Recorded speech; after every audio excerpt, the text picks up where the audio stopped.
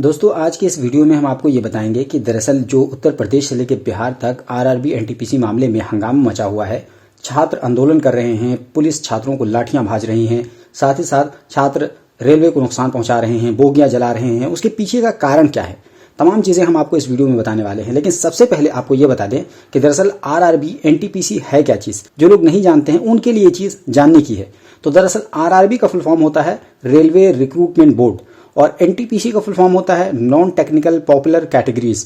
तो आरआरबी दरअसल रेलवे का जो एक डिपार्टमेंट होता है वो एनटीपीसी को रिक्रूट करता है, यानी कह सकते हैं कि एक एग्जाम कंडक्ट कराता है और उसके अंतर्गत जो भी वैकेंसीज होती हैं उनको भरने के लिए पोस्ट निकालता है और उसके बाद उन्हें भरता है। तो सबसे पहले आपको बता दें कि एनटीपीसी के एग्जाम के लिए कौन कौन लोग एलिजिबल होते हैं। तो उसके लिए एलिजिबिलिटी का क्राइटेरिया जैसे कि यहाँ पे आप देख सकते हैं कि 12th पास और दूसरा क्राइटेरिया है ग्रेजुएट। यानी आप ये समझ सकते हैं कि दो तरह के एग्जाम्स होते हैं, एक 12th पास के लिए और एक ग्रेजुएट के लिए। और उनकी जो एज लिमिट होती है वो मिनिमम 18 होती है और मैक्सिमम 33 होती है। अच्छा, यहाँ तक आपने समझ लिया। अब ये समझ लीजिए कि दरअसल आरआरबी में जो पोस्ट होते हैं वो 12th पास करने वालों के लिए कितने तरह के पोस्ट होते हैं और ग्रेजुएट के लिए कितने पोस्ट होते हैं। तो सबसे पहले आप देख लीजिए कि 12th पास के लिए क्या क्या पोस्ट हैं। तो number 1 junior time keeper, number 2 junior clerk कम टाइपिस्ट, नंबर 3 कमर्शियल कम टिकट क्लर्क और नंबर 4 ट्रेन्स क्लर्क और नंबर 5 काउंट क्लर्क कम टाइपिस्ट। इसी तरीके से ग्रेजुएट के लिए पोस्ट होते हैं, उनके लिए कुल 8 होते हैं। आपको दिखाना चाहेंगे सीनियर कमर्शियल टिकट क्लर्क, दूसरे नंबर पर गुड्स गार्ड, तीसरे नंबर पर ट्रैफिक असिस्टेंट, चौथे नंबर पर सीनियर क्लर्क कम टाइपिस्ट, पांचवें नंबर पर जूनियर अकाउंट असिस्टेंट कम टाइपिस्ट, छठे नंबर पर सीनियर टाइम कीपर, सातवें नंबर पर कमर्शियल अप्रेसेंटिंग और 8वें नंबर पर स्टेशन मास्टर होता है। तो कुल मिलाकर ये कहें कि ग्रेजुएशन वाले के लिए अलग और 12th पास वालों के लिए अलग तरह का एग्जाम होता है और जो आरआरबी कंडक्ट कराता है उसे एनटीपीसी का एग्जाम कहते हैं। इतना समझ लेने के बाद आइए हम आपको बताते हैं कि दरअसल ये हंगामा क्या है और ये पूरी समस्या है क्या। तो मुख्यतः समस्या 4 कारणों से है, एक एक करके हम आसानी से आपको समझाने वाले हैं। सबसे पहली समस्या क्या है कि देखिए 2019 में वैकेंसी निकाली गई थी और 2020 में उसका एग्जाम हुआ था, यानी 1 साल लग गए वैकेंसी निकालने के बाद एग्जाम होने में। और वो भी एग्जाम आसानी के साथ नहीं हुआ बल्कि बहुत ज्यादा धरना प्रदर्शन करने के बाद एग्जाम कंडक्ट करवाया गया एनटीपीसी का।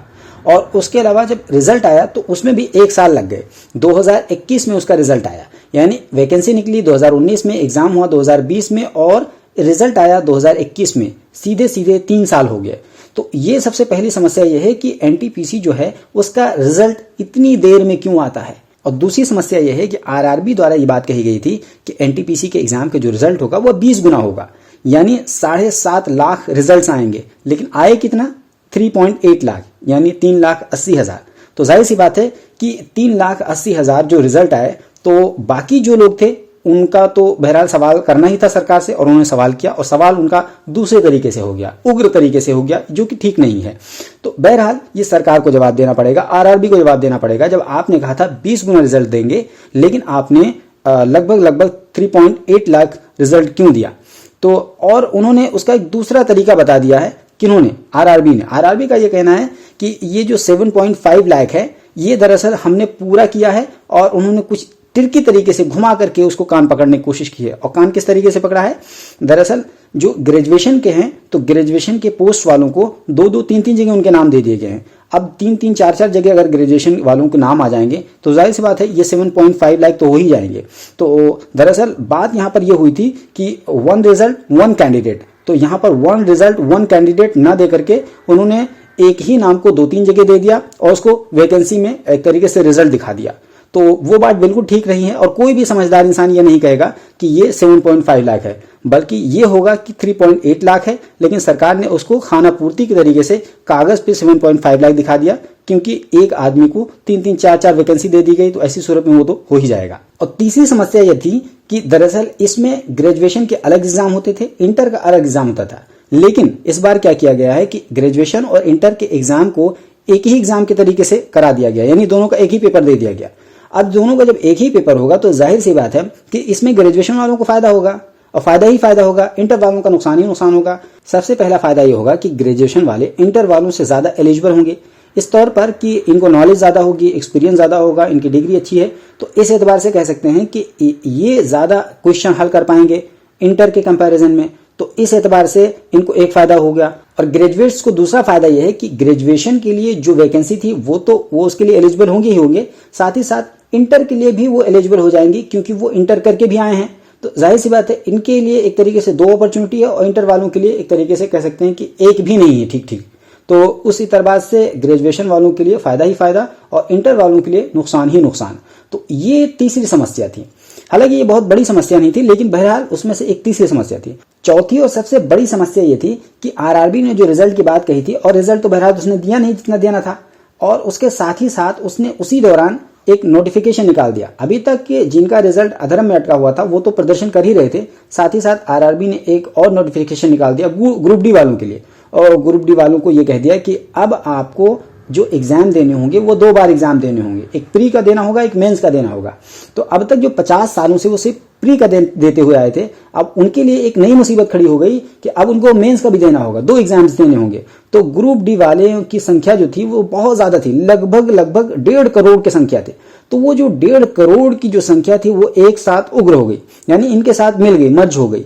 यानी ये जो लोग जो थे, जो भी 2-3 लाख 4 लाख थे, वो जो एहतजाज कर रहे थे, प्रदर्शन कर रहे थे, उनके साथ साथ ग्रुप डी वालों की जो लगभग 1.5 करोड़ की संख्या थी वो उनके साथ मिल गई। तो दरअसल ये जो भयंकर स्थिति पैदा हुई वो इस कारण पैदा हुई कि इन लोगों के साथ साथ ये ग्रुप डी वाले आ गए, और ग्रुप डी वाले पूरी तरीके से अनऑर्गेनाइज तरीके से आ गए मैदान में, और उन्होंने ही ज्यादा तरीके से प्रदर्शन करना शुरू किया। ये जो ट्रेनों की बोगियां जलाने की कोशिश की वो ज्यादातर ऐसा कहा जाता है कि ग्रुप डी वालों ने जलाई है। तो कह सकते हैं कि ये आरआरबी की गलती थी कि आरआरबी ने क्या किया कि आरआरबी ने इस चीज को टाइमिंग का ख्याल नहीं रखा। एक तो प्रदर्शन चल ही रहा था, साथ ही साथ ग्रुप डी के लिए नोटिफिकेशन निकाल दी कि 2 बार एग्जाम देने होंगे। तो कह सकते हैं कि ये पूरी तरीके से आरआरबी की लापरवाही, गैर जिम्मेदाराना मामला था। इसी वजह से ये तमाम चीजें उत्तर प्रदेश से लेकर के बिहार तक देखने को मिल रही हैं। अच्छा, इस मामले में खान सर का क्या कहना है? खान सर का इस मामले में कहना है कि ये पूरी तरीके से आरआरबी इसका जिम्मेदार है, और आरआरबी दरअसल स्टूडेंट फ्रेंडली नहीं है।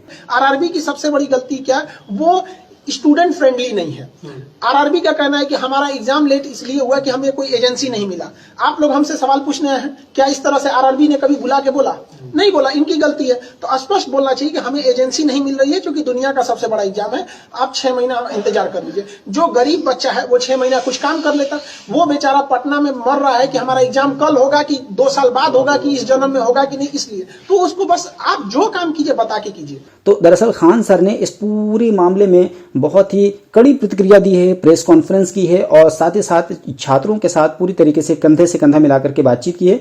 हाँ, खान सर ने अलबत्ता ये बात कही है कि जो भी उग्र प्रदर्शन हुआ है वो उसका सपोर्ट नहीं करते हैं, और छात्रों को ये नहीं करना चाहिए था, और आइंदा भी उन्हें ये बात नहीं करनी चाहिए। तो कुल मिलाकर के ये पूरा मामला था। हमने कोशिश की कि आपको आसान भाषा में समझा सकें कि दरअसल ये आरआरबी एनटीपीसी का पूरा मामला क्या था। उम्मीद करते हैं कि आपको ये बात समझ में आ गई होगी कि दरअसल ये पूरा घटनाक्रम क्या था, जो कुछ उत्तर प्रदेश से लेकर बिहार तक ये हंगामा मचा हुआ है। तो अगर आपको ये वीडियो पसंद आया है तो इस वीडियो को लाइक कीजिए। चैनल पर पहली बार आए हैं तो चैनल को जरूर सब्सक्राइब कर लीजिए। बगल में घंटी का निशान बना होगा, उसको दबा दीजिए, ताकि जैसे ही मैं वीडियो अपलोड करूं फौरन इसकी जानकारी आपको मिल जाए। Alpha hospital and trauma centre, engineering college चौराहा, सीतापुर रोड, लखनऊ।